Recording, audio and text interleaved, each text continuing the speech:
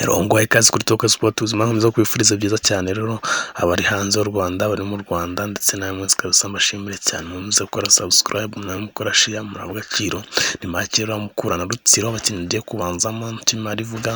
turakubwa no muri match zibura muri Europa zirita ndetse no muri conference amakipe yarageze muri Europa, ariko rero batubwira ati mukurana Rutsiro rero kabisa kabutine saa 9 kabisa zuzuye kabisa, rero kaba ari match iza kuba ikomeye cyane, akaba rero arimo kuba imaze igihe byitwaramo neza, imaze imikino itandatu idatsindwa, ariko mbere yaho katandavuga kubwira kuri match ziri uyu munsi Gorilla na Police ni saa 6 n'igice mu Gasogi United na Bugesera bazokina na Bugesera kuri Kigali Stadium, mu gihe mukura Victory Sport Ero Wazire na Rutsiro niyo match yo gutegurira nyine, mu gihe Marine na Sida Kigali na match tari gutegurira ku munsi w'ejo Rayon Sport na APR Espoir na Musanze zadari live, mu gihe Kiyovu na Gicumbi, mu gihe Tenseri na Twari d'Oreste twababwiraga ati Mukura ndetse na Rutsiro ni match ikomeye cyane, Mukuru maze imikino 6 idatsindwa, Marine nayo maze igihe idatsinda, rero ikamaze imikino myinshi itsindwa, no gutegereza tukareba reka turaba kineza kwanzamo ku ruhande rwa Marine kabisa, mu gihe Marine iza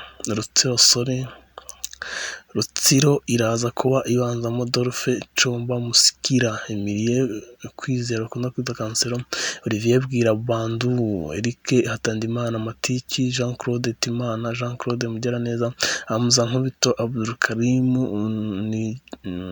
ni imbere Jean Claude Ndarusanze mu mbere Malek Kidogo Jire Watanga Shukuru kabisa, reka bari bakinza kubanzamo. Ejo Premier League yarakomeje, Arsenal itsinda 2-1 Wolverhampton Wanderers, cyaho Chowang cyaje gutsindwa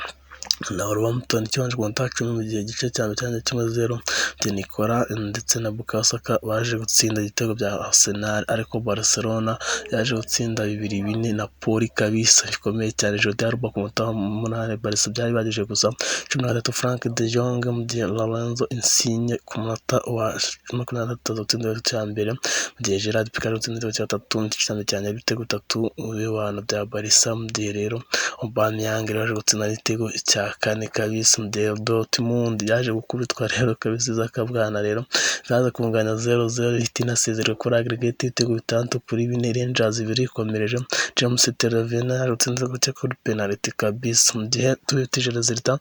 Dinamo Zagreb yaje gutsinda 1-0 Sevilla, mu gihe Lazio na Porto yaje 2-2 Olympiacos itsindwa 3-0 na Atalanta, mu gihe Real Sociedad yaje gutsindwa 3-1 na Rezan Sport Leipzig,